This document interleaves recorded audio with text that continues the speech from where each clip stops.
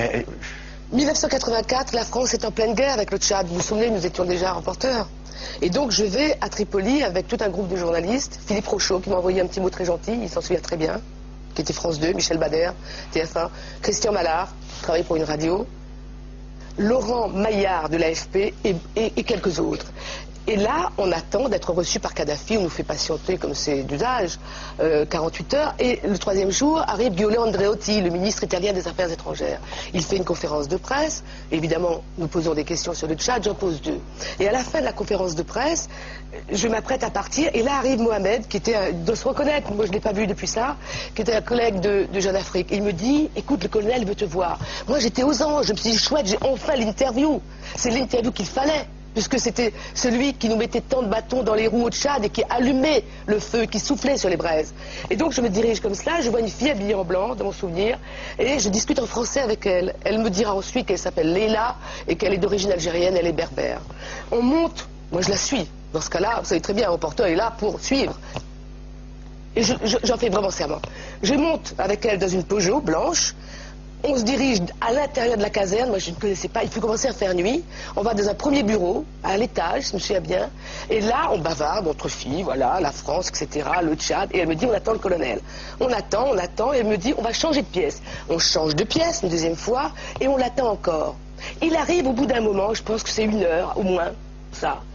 Et il arrive les mettre dans les poches, il portait une combinaison de militaire et une veste en cuir noir. Il avait les mains dans les poches à ce moment-là. C'est un homme athlétique, costaud, grand, et il arrive, je le vois, et il regarde le plafond, et il parle en arabe à Leïla, alors je sais qu'il parle en anglais, je vais aller vite.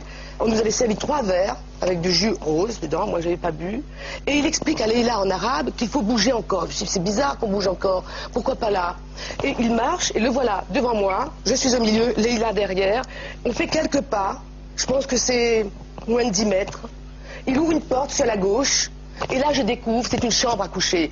J'avais 32 ans, j'étais une jeune femme, mais pas naïve, et surtout pas, vous me connaissez, vous m'avez vu comme reporter, je me suis jamais comportée comme une femme qui s'habille de façon déplacée. J'avais une robe qui arrivait au-dessous de mes genoux, j'avais un boléro qui arrivait là, et je ne l'ai pas séduite, comme vous m'avez dit hier sur une radio, madame. Donc je vois la porte, et Dieu m'en est témoin.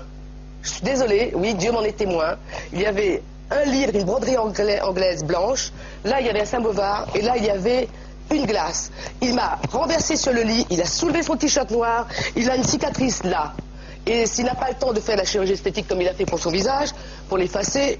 Et là, moi qui suis fille de musulmans, mon père était indien, musulman, j'ai un frère qui est musulman, donc je connais un peu la méthode et la pensée. Et je me suis dit, je vais lui dire que je suis en règle. Je lui ai dit, I can't, I'm ill, je ne peux pas, je suis malade. Et il m'a dit, et je me souviens toujours de ça, how many days? Combien de jours? 2 days. Il s'est relevé, je me suis relevée. C'est là où j'ai vu virement la glace, il m'a rattrapé par les épaules, il m'a coincé comme ça, j'ai fait ce mouvement, je me suis dégagée et j'ai couru vers la porte. La porte s'ouvrait sur les toilettes et il y avait là, la fameuse Leïla, assise sur les toilettes. Je me suis renseignée après, il y avait un journaliste de Newsweek, et j'espère qu'il se reconnaîtra peut-être. Il m'a dit, mais tu sais, il a déjà fait ça, une journaliste américaine il y a quelque temps. J'ai reçu chez ma boîte vocale à France 3, le message est encore là, je l'ai effacé à nous deux, mais celui-là est encore là. Une femme, elle me dit, voilà madame, moi je suis d'origine algérienne, voici mes téléphones. Elle m'a donné son personnel et son portable. Elle m'a dit, vous savez, il a fait ça récemment à 2 personnes de ma famille, aidez-moi. Je n'ai pas rappelé cette personne, je ne sais pas quoi faire. Voilà ce que Kadhafi m'a fait. Je n'en ai pas parlé pendant des années. Il se trouve qu'en 2003, avant d'aller... On a travaillé ensemble, j'ai jamais su. Mais oui, Paul. Mais en revanche, à France 3, tout le monde le savait. Et Roger Tello, le patron de la rédaction, le savait. Michel Naudy, que vous avez connu, le savait puisque je l'avais raconté. Mais il y a des années-lumière de ça. Et à l'époque, une femme disant qu'elle avait échappé Pardon, mais à un viol... 84, c'est Gaston Defferre, ministre de l'Intérieur. 84. 84, vous en avez parlé aux autorités françaises? Alors, mais évidemment, c'est le Quai d'Orsay qui m'a évacué, qui m'a fait Dumas, ministre des Affaires étrangères. Non, c'est Chesson.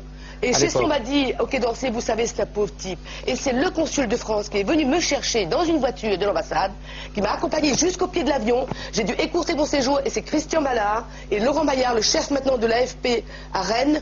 Tous les deux m'ont accompagné à Paris. On a fait escale à Zurich.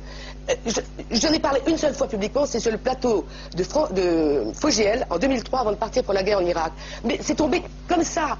Et je devais en parler dans un livre. J'ai écrit un livre cette année pour raconter mon parcours. Oui, mais et je suis sur un salier et je hein. n'en parle pas. Voilà pourquoi j'en parle aujourd'hui. Je suis contente de l'avoir fait. Et ça m'a aidé, figurez-vous.